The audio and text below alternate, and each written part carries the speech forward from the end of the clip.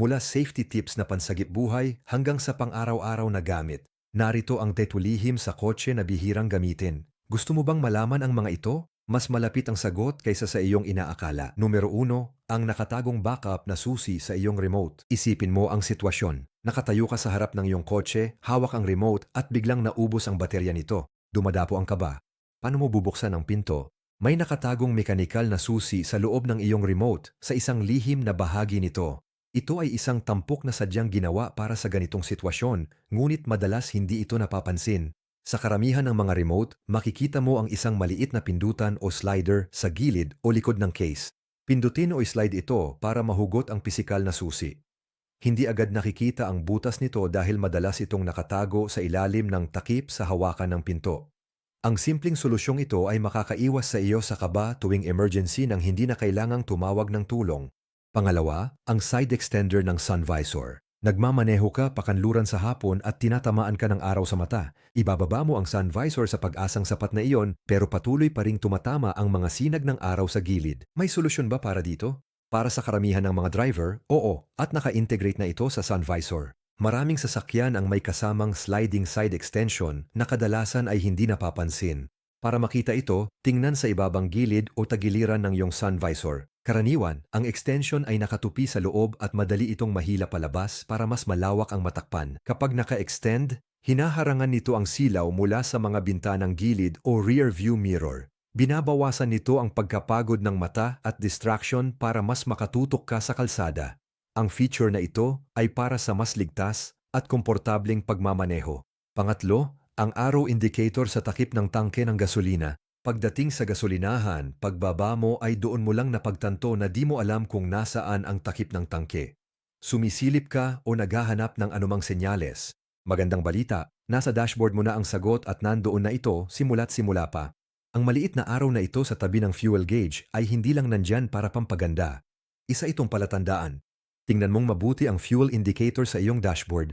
Sa tabi ng icon na nagpapakita ng gasolinahan, halos palaging may arrow na nakaturo sa kaliwa o kanan. Ipinapakita nito kung saang bahagi ang takip ng tangke. Ganun lang kasimple. Numero 4, automatikong pagbaba ng mga bintana gamit ang remote control. Isang araw ng matinding init at papasok ka sa iyong kotse na parang isang oven. Paano kung maalis mo ang nakakapasong init na ito bago mo pa man buksan ang pinto? Alam nyo ba na kayang ibaba ng remote ang lahat ng bintana ng madali? Iba-iba ang paraan bawat brand, pero pareho ang prinsipyo.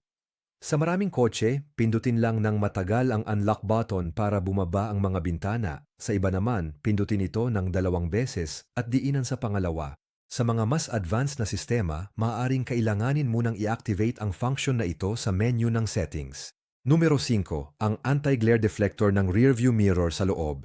Ang magmaneho sa gabi ay sapat ng mahirap, pero kapag ang mga ilaw ng sasakyan sa likod mo ay sumasalamin sa iyong rearview mirror, maaari ka talagang mabulag. Ang hindi alam ng maraming motorista ay karamihan sa mga kotse ay may napakasimpleng solusyon, ang anti-glare deflector. Kung ang iyong kotse ay may manual na rearview mirror, makakakita ka ng maliit na tab o lever sa ibaba ng salamin. Kapag inilipat mo ito, bahagyang nagbabago ang anggulo ng salamin, kaya't ang matinding liwanag ay naitutulak palayo sa iyong mga mata habang patuloy mo pa ring nakikita ang nangyayari sa likod mo. Isa itong klasikong tampok na matagal nang umiiral at napakadaling gamitin. Numero 6, ang emergency na hawakan para buksan ang trunk. Isiping na trap ka sa trunk ng kotse. Nakakatakot ang sitwasyon pero inasahan na ito ng mga car maker. Simula 2002, dapat may emergency na pambukas ng trunk mula sa loob ang lahat ng kotse.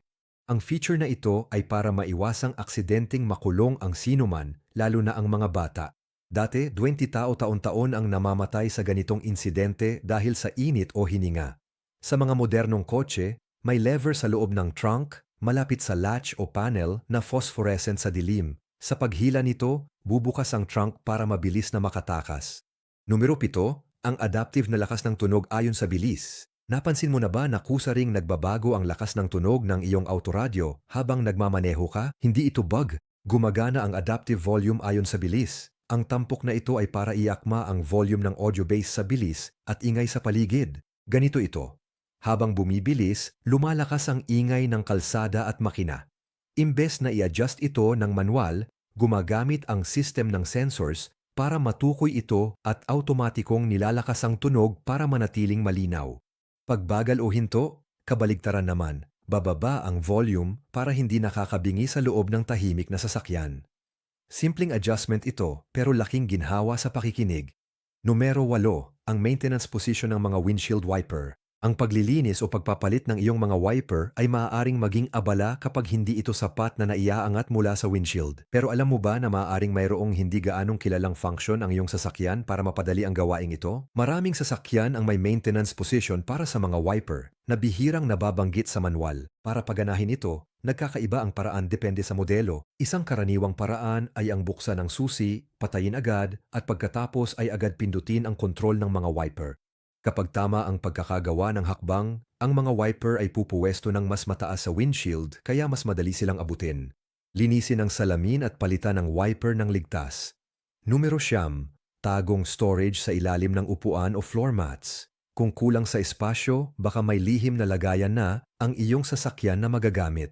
Madalas maglagay ang mga carmaker ng hidden spaces para sa utility pero bihira itong mapansin o magamit.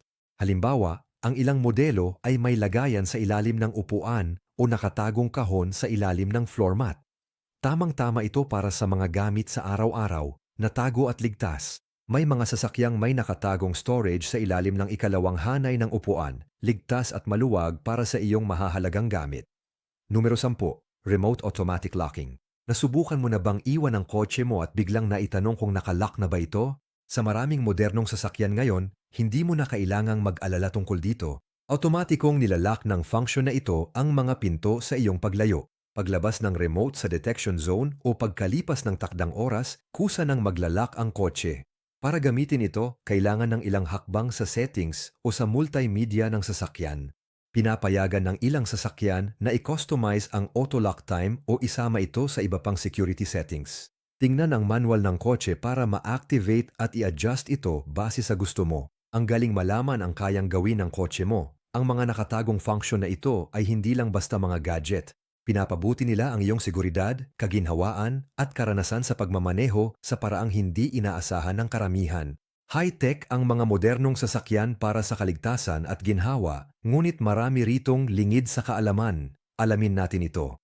Tingnan mo ang iyong kotse sa isang bagong pananaw, subukan ang ilan sa mga tip na ipinakita dito, at sino ang nakakaalam, baka matuklasan mo pa ang sarili mong lihim na tampok.